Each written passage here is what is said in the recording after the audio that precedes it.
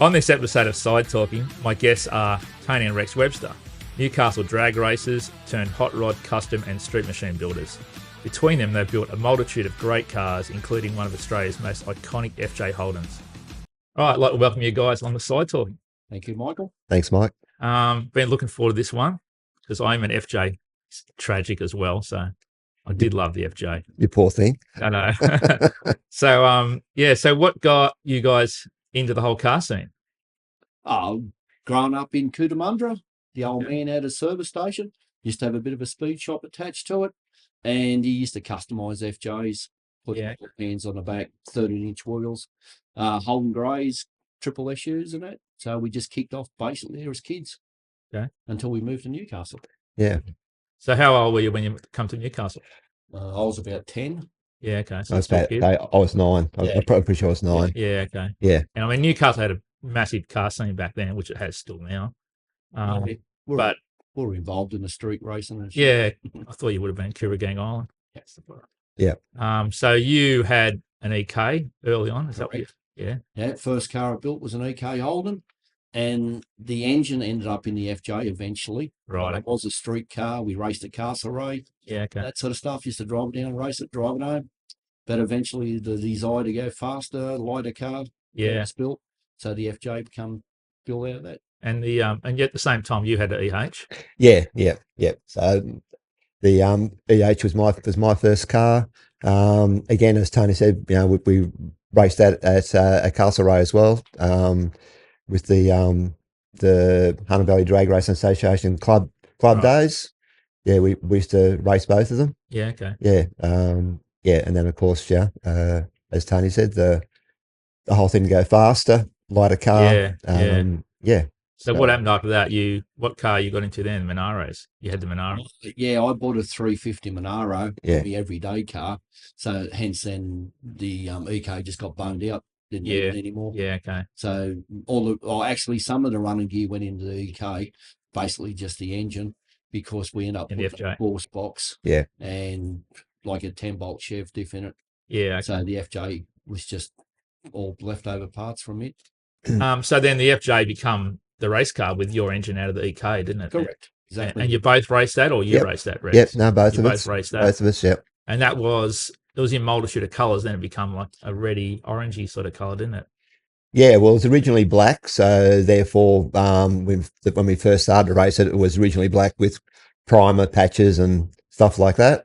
Yeah, and then we end up painting it all properly. Yeah.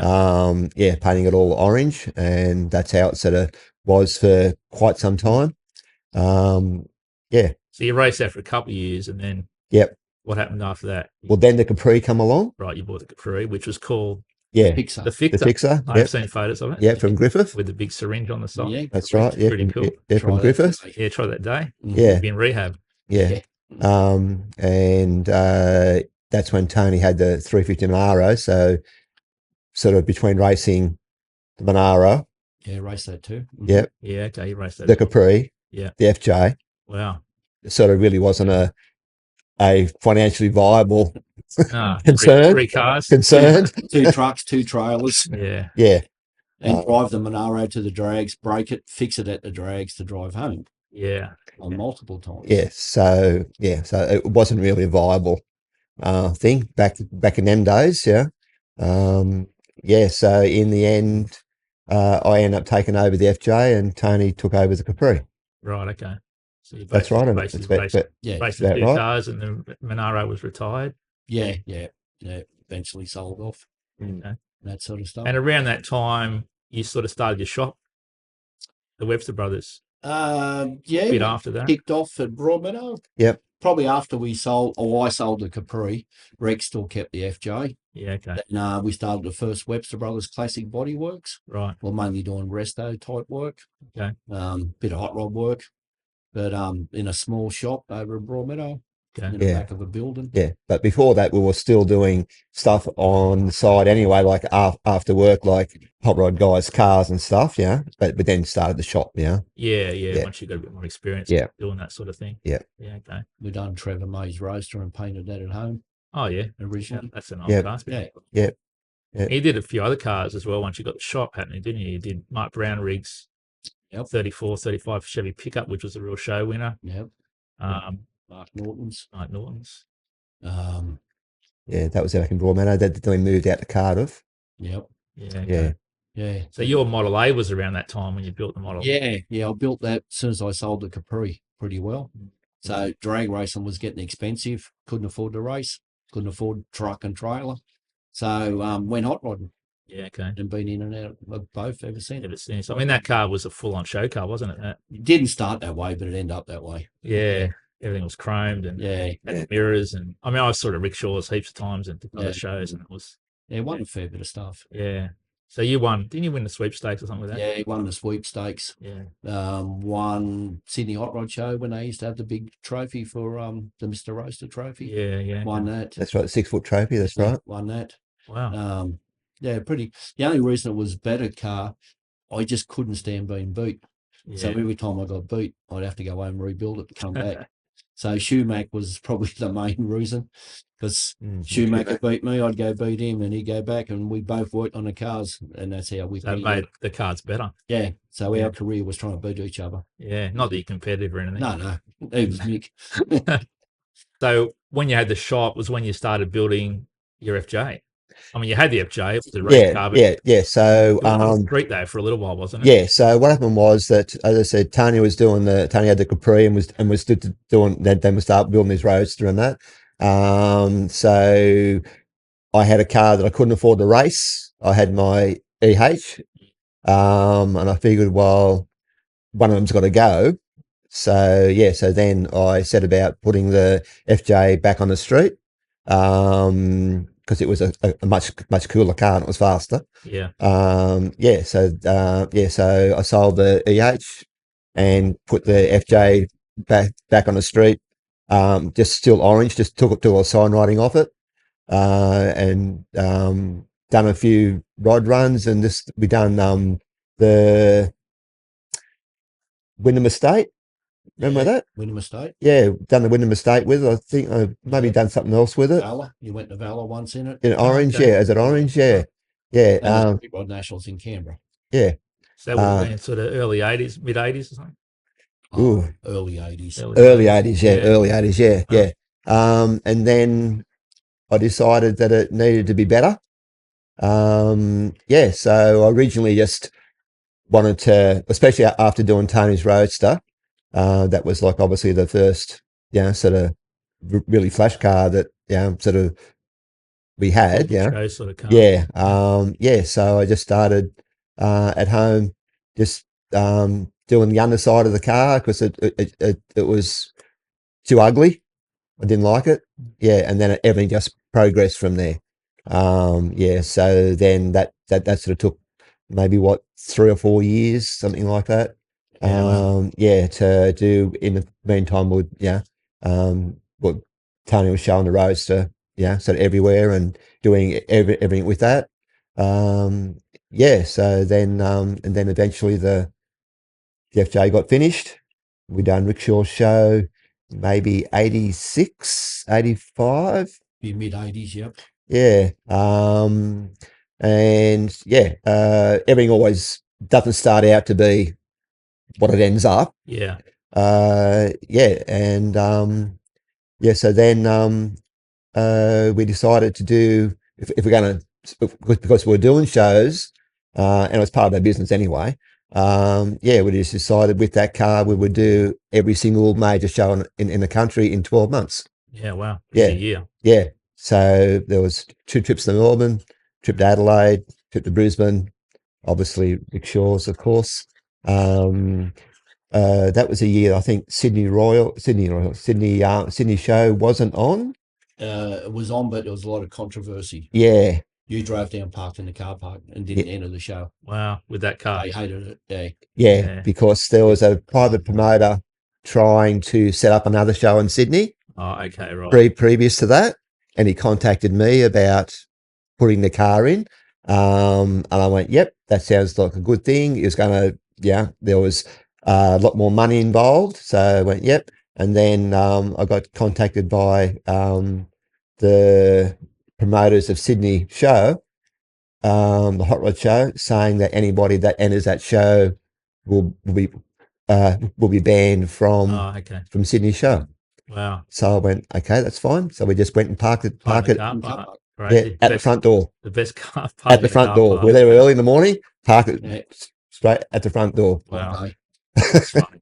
Yeah, so yeah. And you were towing that with the mad VW The combi, zombie van yep, with the V8 in yep, it. the zombie, that's right, yep, yep. I saw it many times. Yeah, so the trip to Brisbane, we broke the tow bar at Taree, Oh yeah, in the middle of the night. middle of the night. So we found somewhere to park in a servo, and then first thing the next day, Tony took it down to the local muffler place, welded up the tow bar, yeah, and then took it to Brisbane. We pretty much cleaned up everything there. Yeah. Of course, we had to get a new tow bar made for it. Our pillar pot's next door neighbour. Yeah, when we're in Brisbane. We're in Brisbane, yeah. So we can make it home. Yeah. Yeah. Road trip. Just not a road trip. Yeah. Yeah. So that was the Brisbane one. But previous to that, there was the two Melbourne shows. The Melbourne show was early in the year, wasn't it? Melbourne Street Machine and Melbourne Hot Rod Show. Yeah. Yes, you did a lot that year. Yeah. Didn't you break a couple of gearboxes going to one of them? Yes. Yeah. So we done 3 gearboxes in the Adelaide trip. Wow. I think didn't we do a gearbox on the Melbourne trip? Yeah, at Albury. Yeah. We did one back in Albury. Yeah. So we sort of used to carry a spare gearbox all the time, but with the trip to Adelaide, we broke a gearbox in the middle of the Hay Plains. So I hitchhiked to the nearest town, which according to them, I should have hitchhiked to the next to the town on the other side, because they couldn't tow the car because that was in the other town's jurisdiction. Nice. Yeah. So anyway, but they were really, really good, and they come out and they towed the zombie with the trailer running on board, which is illegal. Yeah. Which was good of them. Those were the days. Yeah, because they said, "Oh, you'll have to leave the car, like the car and trailer in the middle of Hay Plains." I went, Nice. "No, That's not happening." Yeah. We ended up staying at their house that night too. Yeah. The people at the servo. Oh, We ended wow. up they made us tea and we slept in their house. Yeah, but Wow. after we changed the gearbox, but we had to pull the motor out to change the gearbox. It was a V8 with a combi gearbox still adapted. So Yeah. every time it broke, the engine had to come out with the gearbox, the transaxle, change it all, then put it all back in the car 3 Yeah. times on one trip. Yeah. So we finished that in the early hours of the morning. Yeah, and so they just took us back to their house, which was great. Yeah, fed us, Yeah. done everything like that. Yeah, Hospitality. yeah, Country yeah. It was really, really good. Yeah. Yeah, and then as we were coming down the Adelaide Hills, coming into Adelaide, we lost top gear, I think it was. Yeah, bang again. Yep. So yeah. Anyway, went to the show, set up, done all that. We didn't have a spare gearbox now, so we chased around the wreckers. Obviously, all the hot rod guys in Adelaide were great. They all helped us, yeah, which was good. Found a gearbox. We then realised that particular gear model in VW gearboxes, there's about 4 or 5 different ones Okay. with different extension housings, different mounts, different this. Yeah, so of course we got the wrong one. Yeah, and then and while the show was on, we found a deserted garage, like servo. So we've got nothing to do today, so pulled everything apart, pulled it all out, put the next gearbox in. Gearbox mount didn't fit. Who's supposed to be go to? The guy with the Model coupe used to live up in the hills. Okay. Neil Raymond. Yes, Okay. right. Yeah, Neil Anyway, Raymond. Yeah, Neil's and he fixed it for us. Yeah. yeah, Wow. yeah. We took it up there, and Yeah. he welded up another mount for us, and then yeah. So, but prior to going, I had to of course, you know, low budget. We had to use all my coins to get enough money for, remember that? Yeah. big jar of 50-cent pieces, cash Yeah. in the bank. Yeah, so we had to sort of to get enough money to do to it. go. Wow. We didn't have we didn't have enough money to come home, We had no money. Wow. right? So we had to win, Yeah. or well, at least get some travelling money from Adelaide. Yeah, and then of course we spent that on the gearbox. And then the other one when we're coming home. Yeah, we ended up at Colin Newman's place. Yeah, Ralph's. Yeah, with a broken gearbox. Yeah, Change it there. Yeah, change it there. Yeah, and then of course come home again. The hardcore road trip, that one. We had no money whatsoever. No, we were living on what we were trying to win. Yeah, which was like a fridge or something, and that's no good. We want money. Yeah, we had no accommodation. We couldn't afford accommodation. No, we just slept at everybody's place. Yeah, yeah, and everybody was great, of course. Yeah, that's what you did back then. Yeah, that's right. Yeah, so and then you did a few more shows, and then you did the Summer Nats or Street Nationals. Was that the first Summer Nats? First Summer Nats, first. So that was the first. We've done Rick Shaw's show, I think. Yeah, done Rick Shaw's. Yeah, I think because that would have been August. Yeah, because I saw it at Rick Shaw's, and then I saw it at Street Nats. Yeah, and then Chick Henry run. Yeah, and we done the Street Rod Nationals that year as well. Yeah, Canberra. Because we've done everything. Well, we've pretty much done everything. Yeah. So spat the tail shaft out driving at the Summer Nats. Which broke the gearbox. Yeah, near Wyong. Really? So we end up getting in contact with Manuel. And end up getting the car because we were driving it down. Yeah. And I'm getting the car. You drove the FJ down there. Yeah. Right. Okay. Yeah. End up at Manuel's place, and Tony got a gearbox off John Kane. Yeah, I was working at John Kane. Yeah. Okay. Yeah, so I just got one off the shelf and drove it down with it. Yeah. Put that in, and then we'll finish driving it. No, we didn't finish driving it. We put it on a trail in the end. Yeah, put it on a trail in the end. Yeah, that's right. Yeah. The vibration, we didn't know what we'd finished by that stage. Right. Yeah. And it cleaned up at the Street Machine. One top judge car. Yeah. We didn't do much of the driving events. I'm not it wasn't into thrashing a car around the paddock. Stuff like that. So we weren't sort of worried about that whole top car of the thing. You know what I mean? Yeah. Yeah, but we definitely got the what's the name, the top judge car. Well, I think. Yeah. Maybe top paint. I think as well.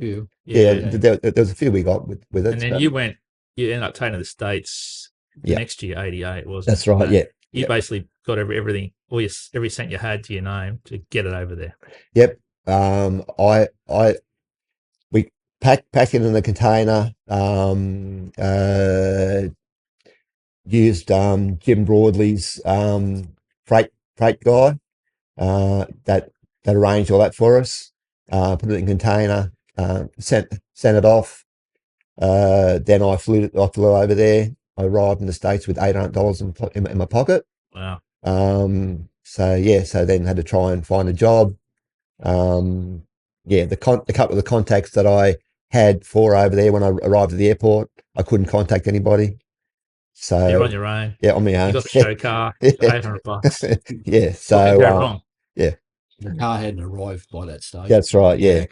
So it was a couple of months later. Actually, it took forever to go because we took the cheapest freight route, which was the car or the container went via Asia, right? Okay. And changed ships. So sat in the docks in Singapore or somewhere for however long. Yeah, and then went on to another ship to get to the US. In the meantime, I'd scored a job with Bellflower Harley, painting all their the Harley, all the secondhand Harleys and all their damaged stuff. Then managed to get a job with Fat Jack, doing all the hot rod stuff. That was actually Ralph organised that for me to go over there. Right. He was there with the Street on Nationals at the time. Because I was over there in '88. I went with like 40 other hot rodders on this hot rod tour. Yeah. That I think Ray Flaherty organised. Yes, that's right. Yeah, and Yeah. it was 40 idiot hot rodders from Australia, never been to America. Street Riders. We land at the airport, didn't know where we were going, middle of the night. Mm-hmm. Ray wasn't there. Yeah. We're like, what the hell are we going to do? And you were at the airport. Yeah. You turned up there and you said, look, I'll get you back to Anaheim. Yep. Follow me, got a white car. And he's doing like 70 mile an hour on the freeway, 6 lanes. You got 40 Aussies never driven left-hand drive or in America. Yeah. Going, what the hell are we doing? We're trying to catch him, looking for this white car. Yeah, that was in my flying Pinto. Yeah, that's what it was. And we're like, was that it? There's 2 white cars. Yeah. But we ended up getting back there and yeah. Yeah. I paid $400 for that. Wow. Yeah. Well, at least you turned up at the airport. I did. I did. Did you find Flaherty? We run into him at CW Moss, I think. Yeah. Well, it was good fun though. Yeah, it was funny because at that time, because by then my car had arrived. Yeah. Yeah. And the first actually event we done with the car was just like an open show thing up in the hills, and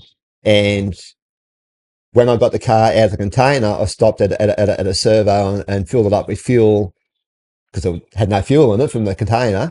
Yeah, and anyway, it was a bad lot of fuel. So we ended up driving it up to this particular show. Then we went to start it to come home. Our first big outing in the car. And of course, car wouldn't start, wouldn't drive. Everybody was just driving out around us. And there was only one guy that stopped to help us, and he's still a good friend today. Wow.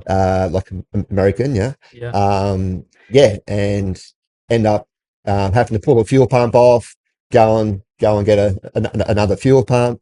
Yeah, so that was sort of like the first big outing there with that.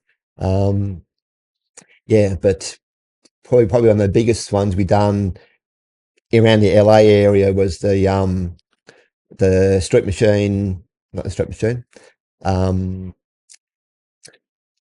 The Street Machine Olympics was called. It was the biggest outdoor car show in LA or the LA area. It's like 300 cars or more. That was at one of the university's car parks. And it was funny because in the meantime, we'd unfortunately made a few enemies with the local street machine guys who they thought their cars were, better than everybody else's. And of course, I've turned up, so I wasn't very well received. And prior to that show, everybody was saying us, it's the big one. It's the one that everybody wants to win. And everybody turned up on trailers where I drove my car there, of course. I didn't have a trailer. Anyway, so we're at the presentation thing and I ended up winning it. But just prior to that, a whole bunch of Australian hot rodders turned up, being Ralph, Oatsy from I know from Riverland, plus another bunch of guys from Melbourne who I didn't know. And of course I won, and I didn't realise they were there, and they were sort of behind us, in the crowd. Anyway, and these other Yanks started booing me because I won. Right. So they were going to fight them. As they do. As they do, right? Aussie way of. Yeah, that's right. Yeah. So it was on. Yeah. So that was sort of the first major incident. Wow. Yeah. You've been there 5 minutes. You already got enemies. Oh yeah. Sounds like me. Yeah. Yeah. So then after that, you did a multitude. Now I saw your car when we were over there. When I said we all went over there, all those Aussie guys. I went to Harvey's Broiler. In Downey. And a cruise night, I think it was like a midweek thing. Wednesday night. Yeah, right. And your car was there, which we were blown away to see it there. Yep. And all the Americans were looking at it, but they didn't really know what it was or what was done to it. And then a lady drove in a red FX Holden with a black vinyl roof, which blew me away to see another one there. Yeah, that's right. In LA, and part next year, and then they could see, it's not a two-door, it's Yeah. all these changes done to it, and they're obsessed with the engine, I think, because it's a 6-cylinder. Yeah. I thought it was some exotic engine because it had all the billets and all the crazy stuff on it. Yep. All that stuff, and then that sort of blew their mind, I think, to see what before and after was. Yeah, because there's so much. There was so much handmade stuff on that car. Yeah. which they wouldn't realise was handmade. No, that's right. Aussies would, but they would. That's right. Yeah, yeah. So, yeah, no. So the FX that was there, that was a girl who actually married an American serviceman when he was over here in Australia. Right. Yeah, she was originally from Queensland, so she moved back to the States and took the car back. Okay. Yeah, so that's how that one ended up there. Yeah, but we used to do that cruise night every Wednesday night. Right. It was close to where I was working and that, so that's what I used to go to. Yeah. Okay. Met Ed Roth there. In the meantime, Ed had actually been out to Australia, I think, a couple of times.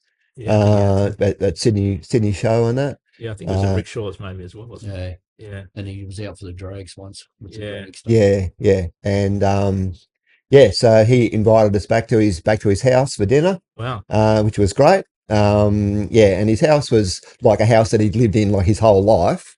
Yeah, so there's just so much artwork on the walls and just so much history when you sort of walk into a house like that. Yeah, it hasn't been changed. Yeah. That was probably one of the best sort of nights over there. It was really cool, really cool. And then he tried to convert me, of course. Didn't work. No, it didn't. Yeah, no. So, and then was that sort of towards the end of the show? You did Oakland as well, didn't you? Okay, so that was all pretty much what 88, I think. So you did Oakland. And then Oakland, and that was 89. Of course, I come back. Yeah, because I come back home. I flew back home for the because it was getting cold over there, and of course, not much happens in the winter over there. Yeah. So I come home for our summer. And that's when I done Steve Harris's Roadster. Yeah, that's right. You painted that. Tony did the. Yeah, that's right. Yep. Work on it. Over the Christmas break. Yeah. And then went back to do Oakland and then Fresno. But before I come home, I think we done Anaheim Convention Center. I'm pretty sure that was before the Oakland stuff. And when I was there, I was approached by the promoter of Fresno, and it's an invitation only show. Lucky G. So he asked me to if I would do that one like the following year, which of course we did. But so we went back over for Oakland, which was the end of January. Not sure, maybe the 50th was their 50th anniversary, something like that, of Oakland. Yeah. So then you in early '89, you got organised to go to Oakland. Yeah. So so in the previous year, because I was working for Fat Jack and was earning a little bit of money and just sending stuff back home to Australia as well.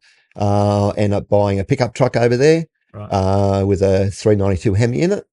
Was that a Chevy, wasn't it? Yeah, Chevy. Yeah, around a 1970 model Chevy. I went, what could go wrong? Yeah, yeah, surely. But a Hemi in a Chevy pickup, and it was cheap. So because nobody wanted a Hemi in a Chevy pickup apparently, because you can't get parts for them anymore. So ended up buying that. And that was me sort of running around truck after I sold the Pinto. So then, so when I went back over, I had the truck. I was lent a car trailer by Clarence, who's one of the he had a thing called Nova Classics, like a club sort of thing. Yeah. Right.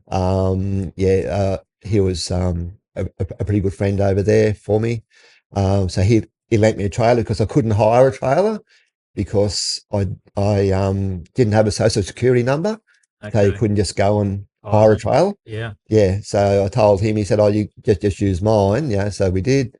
Yeah. So set about going to Oakland, not realising that Oakland was a bad part of town. I always thought it was this nice, stadium type of thing. Yeah, it's yeah. Well, there's definitely a stadium there, but yeah. Anyway, so I went to the cheapest motel I could find because again had no money. Yeah, and then I used to walk backwards and forwards to the stadium once it's set up. Yeah. I got harassed once on the way home. Dude wanting money, and I was actually dressed probably worse than him. You probably had less money than him. probably, yeah. Yeah. Then the next night, I got harassed again by someone else. I was like coming out of Danny's or something. Yeah, and this other dude sort of another homeless person or supposedly homeless got harassed. So yeah, so it was eventful that way.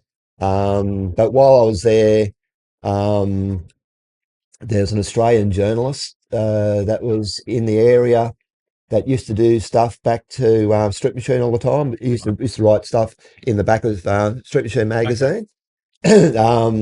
He actually come and see me when I was setting up there, and he invited me up to his place because it was like a week-long show, I think, open at the time. Yeah. Yeah, to stay with him. So It's safer. yeah, so I got out of the motel, thank God. Yeah, and went up there and went with him to all because he was doing car magazine stuff. Yeah, I went with him and it was really cool. So instead of all those other really cool cars and stuff, in sheds and shops and that with him. Yeah, so then at the end of Oakland, yeah, I think I won about three things I won there. Top Mile Custom. Yeah, top street machine of the show, which was sponsored by Wow. their let's say their local street machine association. So I won that. Won a top paint award. Got quite a few top paint awards Yeah. in the US. Yeah. Wow. Which is a big thing. That's a big thing. Yeah. You would have beat a lot of the big names as well. Yep. At that show. Yep. Working for Fat Jack opened a lot of doors. Yeah. Especially in Oakland, because I'll turn up there and nobody knows who I am. Nobody knows what the car is. As soon as you say that you work for Fat Jack, they all sort of then put some sort of credibility to that. Yeah. Yeah. Especially with the older guys. And is that where you won the big trophy? No, that was Fresno. That was Fresno. Yeah. So at the end of Oakland, on the way home, spun a bearing in my Hemi powered pickup truck. Yeah, so that was only like about an hour out of San Francisco. So I took the car off the trailer, put all my toolbox, everything I had in it on the back seat and anywhere if you think things would fit. Just went back up the freeway to a trucking place, organised with them to tow the pickup truck and trailer back to their yard, and then I drove the FJ home from San Francisco. Wow! So how many hours was that for you? A lot, Yeah. a lot. So you're driving the show car winning car all the way through the traffic, LA traffic. Yep. Yeah, try that today. Yeah, Yep. it wouldn't happen. Yeah, no, that's right. So yeah, and again, if something happened to the car, I was like, it's Holden parts. You're not going to get a part over there for it. No, you won't find that. You're something for a red motor in America. That's right. No. But luckily, they're reliable. Yeah, true. They're reliable. Yeah. So So anyway, so that was that trip. So yeah, always something happens on one of them road trips. That was the end. That was sort of finishing up the whole show circuit. Yeah. Okay. So the interior got damaged on the car. with putting everything inside it. Yeah. Because I couldn't leave anything in the pickup truck or anything. Yeah. And yeah, I had nowhere to really to work on the car. I didn't have enough money to keep on showing it. Yeah, it just wasn't a feasible thing to keep on doing it over there. Like I had a job. Yeah. I was on $8 an hour. Wow. Yeah. Yeah. So it was just too hard. So I made that decision then. Yeah, to just bring the car home. Yeah. You also did a bit of magazine work. Was that through the magazine guy? You did Webster's World. Was that in Street Machine magazine or? Yeah, no, it wasn't Street Street Machine Custom, I think. magazine. It was I just forget which Performance street car. I don't think it was Performance Streetcar. Yeah. I have But got it was only only a new magazine. Jeff Brown was the editor, and he was tied up with Street and Strip, and a few of the other magazines at the time. Street Strip. Street strips. You were doing Street strip. reports Yeah, yeah, of the scene in America. And that's right. Yeah, yeah. everything. Yeah, they just asked me if I would do just some interviews and stuff with people. Yeah. So I was doing that, or just things I was going to, and just send photos home and that, which was cool. Yeah. Yeah. So you basically after that sort of packed up, headed back. Yep. I'd had enough. Had enough. Done enough. Had enough. And you bought a Boss Mustang over there as well, didn't you? Yeah. We bought a because in the meantime, like we were, sort of trying to suss out cars for different people, and that, and when I was working with Jack, the local UPS guy had a 70 model Boss Mustang in his shed. Jack's son actually told me about it and said that he was selling it, but he wanted too much money for it. Yeah, and of course they don't want to pay for anything over there. So when he come in next, I asked him about it. Went and had a look. And I think he pulled the engine apart, hadn't he? It done something with the engine. The engine was still in it. Yeah, but something a gudgeon pin had come out and was wearing the ball. Oh right, okay, yeah, Right. but so it wasn't actually going, and it was just sitting in his shed, and it was just literally like anything that sits in your carport just gets covered with boxes and stuff and dirt and everything. Yeah, I think it had the washing machine on it. We're using it for a bench for the washing machine. Oh, nice. Yeah. So I just had to double check to make sure that it was an original Boss. So I think it's the left side guard. It's got the VIN number under it. Yeah. Which so I had to sort of try and take the guard half off. Just all that stuff because there's so much stuff over there that's not genuine, that people try to sell you that's as genuine. Yeah. So once I worked out it was a genuine one, we just paid him what he wanted and brought it back over here. And you bought the car and gear at the same time. Around the same time. I know actually that was in the container with the FJ, I think. Okay. You basically after that come back to the States, from the States to here. Yeah. And in the meantime, you were building your 32 3-window. I'd started that. Started building That's that. right. Yeah. So Pro Street, when Pro Street was first out, and when Pastel was big. Pastel was the We've colour. all got Pastel regret. Yeah. Including me. Yeah. So that was the first era of the Pro Street cars. Fred Cavassini was the first. Yeah. Then it was a blown alcohol car. Drove on the street. Pretty sick car. That car. I spent years on that. I cut a finger off. One of my fingers got cut off, and I had nothing to do, so I wasn't working.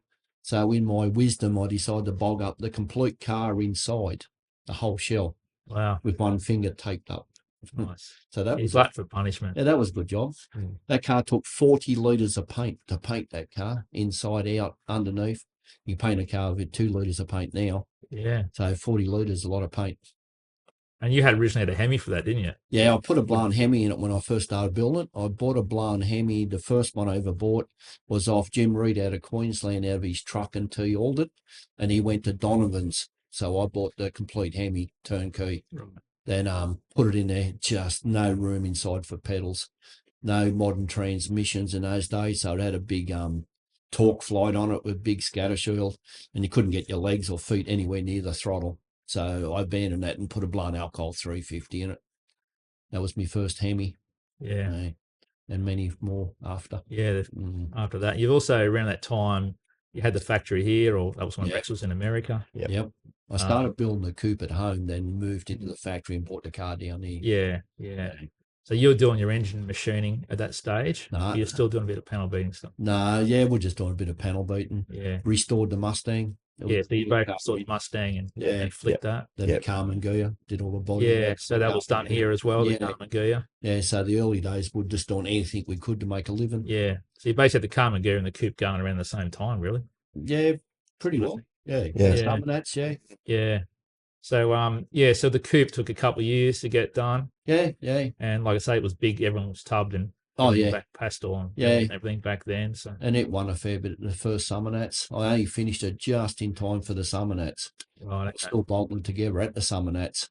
Then it got top 10, top street rod. Won a heap of stuff. Yeah. First time I'd ever won any money.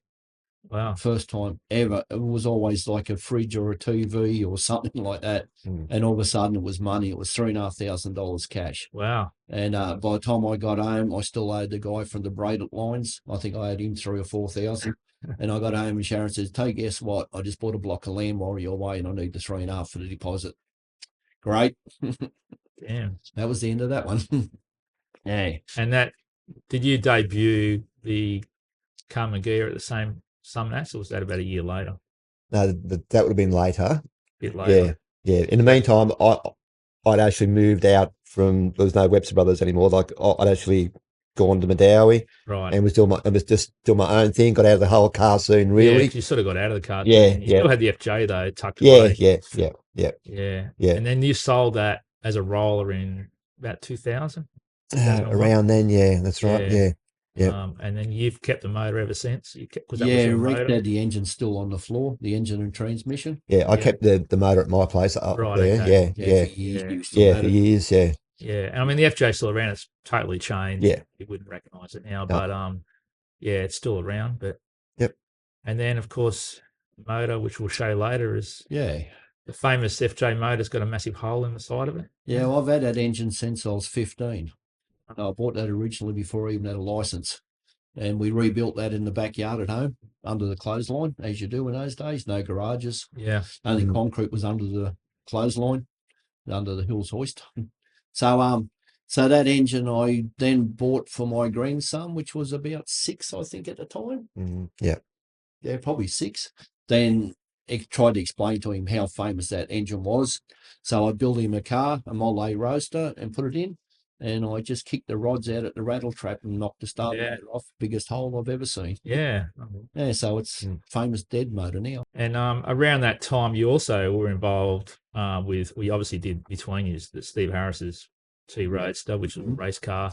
You also supplied the engine for Al Fountain's hot cargo. Yeah, his first engine was one of his first engine, and worked on that. And you had then you got the engine shop basically happening here. Yeah, basically what was happening was we started shipping engines in from the States, and we were selling them, making about $200 an engine, and the machine shops were getting like $2,000 or $3,000 for machining them.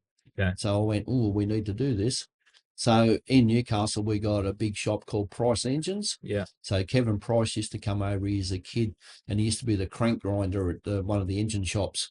And we become good friends, and Kev said, "I'll teach you how to machine. Let's go buy a bore, a honer." Yeah, okay. And in the end, I ended up with a full machine shop. So cylinder heads, the whole lot, everything. And I spent the next 20 years doing engine machining. Yeah.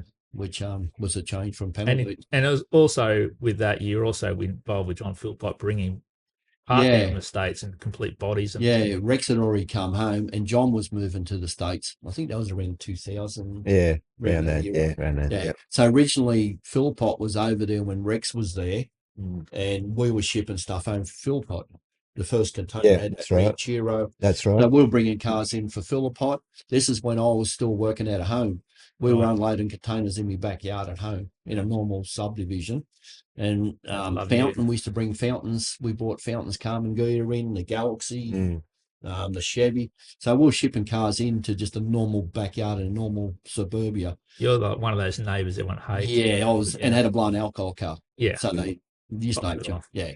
So So then we got the shop basically then it switched around. Philpott went to the States. So then we were shipping cars home through Philpott for everybody. And yeah, we bought a lot of Boss Mustangs in, a lot of 55, 6, 7 Chevys.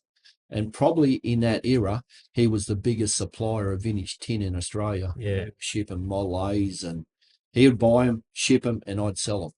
So we end up with a second factory behind mine. And we used to just pack vintage tin and I've sent them to Broome, New Zealand, all over Australia. We'll send Model A coupes. Probably the most favourite was Model A coupes. We must have bought tons of them in. Yeah. And around that time, you would have had the come and go ready for Summer Nats. Yeah. With the crazy paint job. We'd basically split up then. Yeah. Right, and I was sort of doing my thing at home, and Tony was doing all this stuff. Yeah, which is when I finished the come and gear. Yeah. So yeah, and we done Summer Nats with it once. Yeah, I was there. I remember seeing it. Done Sydney Motor Show with it as a promo thing for car radio. Oh, okay. Yeah. Yeah, which I would never ever recommend anybody to do. It got a bit damaged. Yeah, because yeah, they put a big stereo in the car, worth a lot of money. That was what I got out of it, which was fine. But while I was at Sydney Motor Show, their car guys were basically just looking after the stand with their promo girls and everything. They don't really appreciate the car. It was all painted in candies and that, and it just got scratched about and knocked about, and everybody sitting on the doors, and yeah. So when I went down to pick it up after the thing, it was just, I was very disappointed. So then you flicked it, you sold it after that. Yeah, brought it home, fixed it, and then just sold it on. Yeah, and that was my end of the car thing. For you had a break for a few years. Yeah. And in the meantime, you just basically got into building more cars. Yeah, I just got bigger and stronger, I think. Yeah. Got addicted to hot rods, been building hot rods. I do a lot of customer car work. Yeah. I don't do repairs. I just build turnkey. Complete I don't cars. fix anybody else's stuff. So I managed to get a couple of really good customers, and I've had 3 customers for the last 10 years. Yeah. So you did one of the early ones with Alan Hale's shooter, which was a really nice car with the Riley. Yeah, the black delay. Yeah, when he first come and approached me, he said, "I've got a body. I want you to build a Tudor." I went, "No worries." Then the car he drove up here was actually a complete vintage car. Wow. Yeah, it had a mint body. And we were the first guys, I think, to actually go back to using 4 cylinders, to using the B engine in a hot rod in Australia. Yeah. And now banger stuff's like insanely everywhere. popular. But yeah, originally he wanted a Chev V8 in it, but he had a lot of real rare vintage speed equipment at home. And I said, let's just build a real cool banger, quick change, manual, 5-speed manual. And that car's insane. He drives that everywhere. Yeah, he's doing it in Melbourne. Yeah. It's beautiful. A couple of times to Melbourne. Yeah, it's still a mint car. Yeah. So so it was the first of the new wave banger cars. Yeah. And then since then you've done others as well. You've done a bit on that 5-window 32 with the blown small block in it. Yeah. Which isn't finished yet, is it? No, it's got a blown big block in it. Oh, blown big block, sorry, yeah. Yeah, that's still on the run. That's when I finish the car behind me. That'll be the next job to finish. Yeah. I did a gold Lincoln. The gold Lincoln Custom. That was a major job, wasn't it? Yeah, that was a big job, big car. I'm a one-man shop, so I got to lift the bonnet on and off on my own, the doors. Yeah. No help whatsoever. You know how big they are on that thing. The doors are insanely heavy. So I used to learn how to fit them. And that had a lot of custom stuff on it, a lot of... Yeah, mild custom. I made the whole back end of the car. They didn't have that shaped fenders, so I cut the fenders in half and actually made all the fenders, extended them. That front on that's off a later Lincoln. So I had to make the whole front of the bonnet, front of the fenders and all that. So back to me panel beating skills, that sort of stuff. But pretty cool car. Yeah, cool. Yeah, one top model custom in Newcastle Nationals. Early on, though, you built your daughter's car, the Model A. Yeah. Treble Model A coupe. Yeah, I was already doing stuff with Philpott, and he bought a mint Model A coupe in, still had the key ignition. It was a Nebraska car. And we're trying to sell it. I think we only had $7,000 on it, and everybody's going, "Oh, it's too dear. I can buy a better car cheaper." Well, they couldn't. So that car had all the bumper irons, everything on that car. So Nicole was, I think she was about 16 then, and I decided to give Philpott the $7,000 and I'll keep it and I'll build it for her 18th birthday, which I did make it just in time. Yes. And I actually got money back off that car because I sold all the bumper irons and the bumper bars and all that to Greg Payton. Okay. So Greg bought a $2,500 body, but the more he bought, the cheaper mine become, the dearer his become. So, and it had all the glass, so we had all the templates for the windows. Wow. So that was the first road driving car I'd built. And we just finished it, give it to her on 18th birthday. Wow. And she still owns it to this day. Yeah, she still got it, loves that car. 100,000, 120,000 Ks. Wow. First car I built with a sprint car suspension, full torsion bar. Full torsion bar, because you use that a lot on your cars. And a VL Group A Commodore engine. Yeah. With EFI on it. Yeah, I mean, she drives it a lot. And that's how she met. Yeah. So she met her first boyfriend the same way. She used to go into town on Saturday nights with her girlfriends in it. Then she met the first guy and she ditched him not long. Then in town again, then finally met Matt and they got married. Yeah. Okay. And I had to build a hot rod for Matt. Yeah, so you got more work to do. Yeah, so I built that orange chop metal flake 20 or 30 Tudor. Yeah. Torsion bar suspension again. And yeah, we drove that car everywhere. Phil back. Yeah, did a lot of models. That was originally like an army green sort of colour originally. Yeah, we built for the Rat Day to start. Rat Day, and then it became metal flake orange. Yeah, with a white fur interior. Yeah. Then eventually sold it to Kyle Smith. Yeah, Kyle Smith bought it. Yeah. Painted it like bluey colour, then he painted it black. And we've been really good friends with Kyle ever since. So that was the first time I met Kyle when the car, we was here one night for a party. Right. I met him and we're best friends ever since. Yeah. Car went to the right guy. Yeah, he loved that car.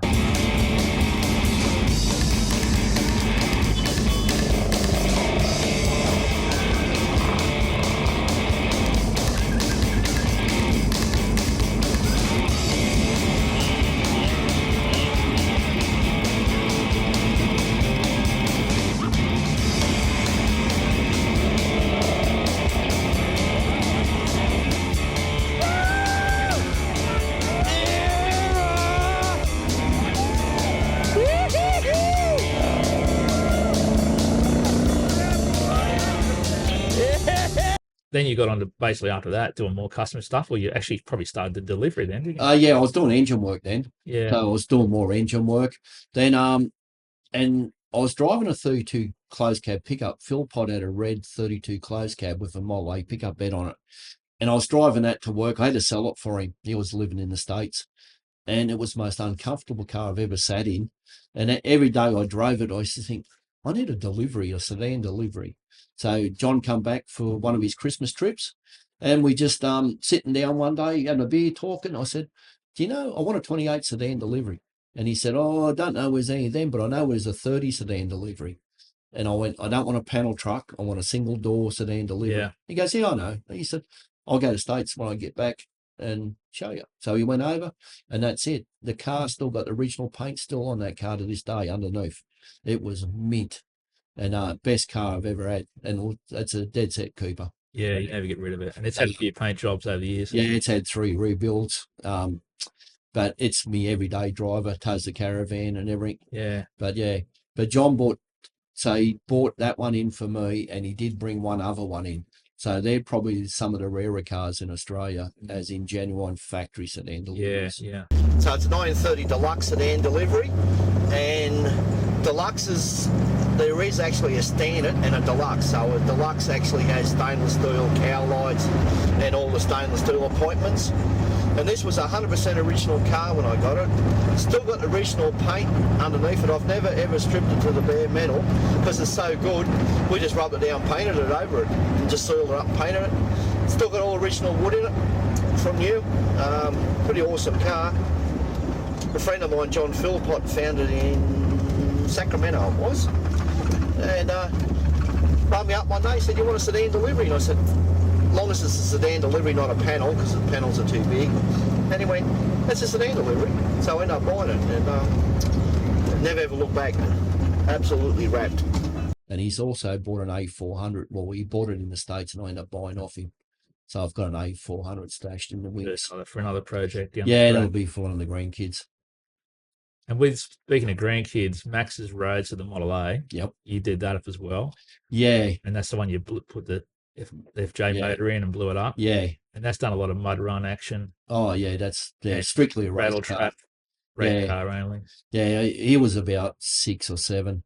And I was starting to teach him how to TIG weld. And we just said, let's build a car. So Rex had the engine. So I bought the engine, and we'd done a deal on it, and it worked out all right. Then I started with a T model. I had a T, one of those T buckety things that Broadley had left over, but there was no room in it. So Ian Taylor in Sydney, he had some Model A roasters that Fountain had been buying. So I rang up Ian. He said, he said, I still got 5 roasters left. So we done me a really good deal. And the rest is history on that car. Quick change. It's a pretty cool car. It's got a quick change in it. It's still got the chrome Saginaw that was in the FJ and the scatter shield. Wow. So it's basically got the drivetrain out of the FJ, less the diff, the same gear shift and all that's still in it. Yeah, okay. Magneto that we've always run in the FJ, the roller rockers. And the only thing happened, the chrome Webbers corroded out. So I had to put SUs on it. And back to Pricey. Pricey had a set of SUs and go, you can have them, you can't sell them. If you're going to sell them, you give them back. Yeah, okay. And they're still on the engine to this day. Huh. Yeah, it's been a pretty fun car, that, hasn't it? Really? Yeah, we raced a few things until we blew it up. You blew up the famous motor. But Pricey's building a new one now for us. So should be on the dyno in December. Yep. Back in the car for January to start next season. Mud run, rattle trap, etc. And then you've built your 36 pickup as well. That was... Yeah, that was, somewhere in between there. Yeah. We had 2 incarnations that had the Donovan motor in originally. Yeah. So with the addiction to Hemis, to best Hemi then is a Donovan. So after you've had enough Hemis and you've broken enough parts, you decide a Donovan's to go, because that's how they all went. Jim Reed raced 392 Hemis, went to Donovans, then the other Jim Reed in Queensland done the same. So then I had to have a Donovan. Of course you did. So we knew where there was one, out of a boat. It was out of it was a drag boat. And we bought that, had the 1471. So then I had to build something to put that in. So a Rat 36 pickup. Rats were all the rage then. Yeah. So I built that, but I never got it going. It only had a Commodore diff and stuff in it. So it was more just a showpiece. Yeah. Take around. Then I decided to reg out. So I repainted it and fixed all the bodywork and all the dints that I'd put in it over the years and put a small block in it. And the rest is history on that one. Yeah. Did a few shows and then later on. Yeah, it was pretty good. Did Melbourne show when you were there. And then around that time, you started the mud run with Joel. Yeah. Mud run. Yeah. So back, I used to buy Car Culture Deluxe and all the magazines out of the States, and the Jalopy, the Jalopy Showdown over at Philadelphia. I kept watching that and thinking we need to do something in Australia. Chop had just started, and Chop was sort of more the dirt drag style. So I went around every speedway track and every showground around, probably a 50-mile radius around here, with all the Jalopy journals there to show them, and couldn't get no takers whatsoever. And I found a guy running a mud drags up at Cessnock Showground, and he said, come along and just have a bit of a skid over the back, which we did. And I think we had half dozen cars. Yeah, it was it. Then eventually it led to going to one of our friends' property where we dug a track with a Bobcat. Then we had to move on to like property insurances, and the mud run just become what it is. You're mine. Come on and bump with me, baby. Well, jump with me, baby. Well, boogie with me, baby. Roll into the break of dawn. To be my bride, I just want to swing from side to side. Come on and bump with me, baby. Jump with me, baby. Bump with me, baby. Rock till the break of dawn.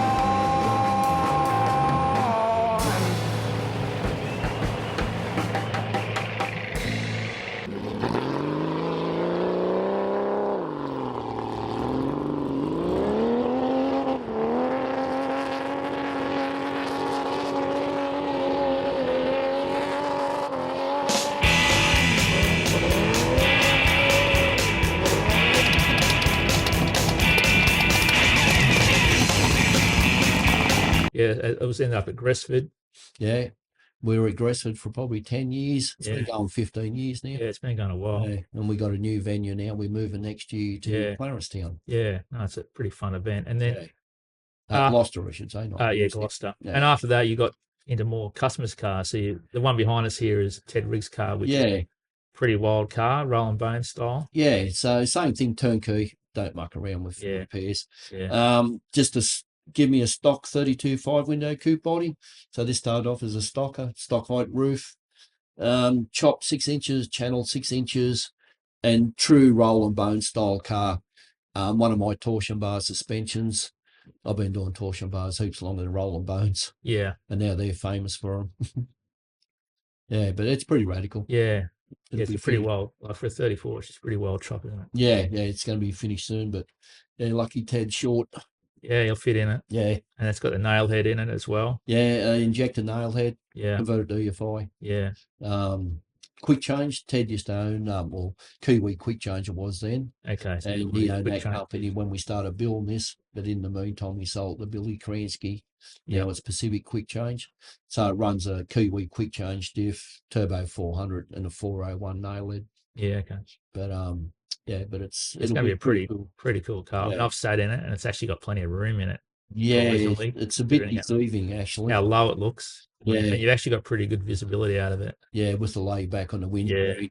Yeah. And I've got the seats on tracks, so you can slide back for like tall guys like you. Yeah, and Ted's reasonably short, so he'll slide forward. Yeah. But it's a different feeling sitting inside looking out, isn't it? Yeah, I just can't believe how low it is when it's actually on the ground. Yeah, I just make the 4-inch mark, the 100 mil. Yeah, but even like just the height of the roof. Oh yeah, you can lean on it. It's it's going to be a killer car. But it should be the next. Well, people are building cars like this now. Yeah. In my mind, rat cars are done. The ratters have just been and done. They're gone. It's all over. Yeah, and I think the next generation will be a lot of roll and bone style cars. Yeah. And backed into banger cars and all that. So yeah, real hot rods, not street rods. Yeah. So Rex, you had a massive break from the whole car scene. I did. And you got into building horse floats. I did. I can make better money out of doing that. Horse floats and doing cars. Whibster's carriages, isn't it? Webster's Coachworks. Webster's Coachworks. Yep. Up at Medowie. Medowie, right? Yep. So you've been doing that, but while you were doing that, you actually got back into drag racing, back to your original roots. Yeah. So I done the horse float thing for about 25 years, but but I bought there was a ratty old 1-tonner for sale. I mean, really ratty old 1-tonner with a Rego legal big block in it for sale at Kiama. So I thought, well, that's pretty cool. Yeah. So I went and bought that, thinking, okay, right, well, I can use it as a company car, for towing anyway, if nothing else. And so then sort of once I got it, I went, okay, well, this isn't fast enough because it's only a stock old big block. So end up buying a Merlin block, and got Steve Smith to build me a 540. Wow. To put in it as a streeter. So that took a couple of years to finance all that and get that all happening. In the meantime, it was still the rattiest 1-tonner you've ever seen. Yeah. It was just so bad. But in the meantime, so we got that going. Then I decided, okay, well, we'll go do some drag racing with that now. Ended up running high 10s out of it. Yeah. We won Tops Super Street, at the Nitro Champs. It was because I only used to race the sort of bracket stuff and that, and the Nitro Champs come on. I said, we might just have a go at that, being a big meeting. We end up winning Super Street with that. We're always placed in probably the top 5 in the bracket series, sort of over the years. Right. And then I thought, well, if you want to go faster, plus I wanted to get rid of the radio 1-tonner because it was not good for my image to start with. Right. You never had the horse float sign on the side of it, obviously. No, it was bad. It was it was just, you couldn't fix it. It was just that's too bad. And of course, everybody coming to drags going, "You're driving this," and I go, "Well, The man that had the top well, FJ show car is driving the radius car, car at the drag. at the races, and like just dumb things like I had to weld a bit of RHS on the accelerator pedal because I kept on bending the accelerator pedal, just that sort of stuff, just bad. So you couldn't go faster in that car because it just wasn't safe enough. Then Mao Gower's a 48 Austin come up for sale. Just as a roller. It had been chopped up and cut up, and and they basically couldn't sell it because nobody wanted to do all the bodywork stuff. Right. Well, that was fine with me. That's your gig. Yes, it's fine with me. Yeah. So we ended up buying that as a just as a roller. And then we put the 540 into that. And then went racing super sedan, and now we're running mid to low nines, and I just keep on doing stuff to the car, making it better and better. Yeah. So that's what I do these days. It's obviously not ratty. Definitely not ratty. No, not ratty at all. At least you're back into the car scene. Yeah, I love it. In one way. So. Yeah, I love it. We are planning on doing a lot more miles. Once I get a bit more time, semi-retiring sort of thing. Yeah. We done Adelaide last year, the first big meeting at the Bend. We're hoping to do Perth. We flew to Darwin last year and just had a look to see whether it's worthwhile making the trip up there. Yeah. I probably wouldn't. So you don't tow with a Combi with a V8 in it anymore? No. Got a Land Cruiser. With a stock gearbox. No, got a Land Cruiser with almost 400,000 Ks on it though. Oh, well, they keep going, those things. I'm about to say, but I can buy parts for that. Yeah. So, so the plan basically with that car is probably not to go faster, but just to do miles. And just like start doing some of the other strips. Yeah. We've done Willowbank a few times and that, but I want to sort of I said just go down south, Calder and Portland and Mildura.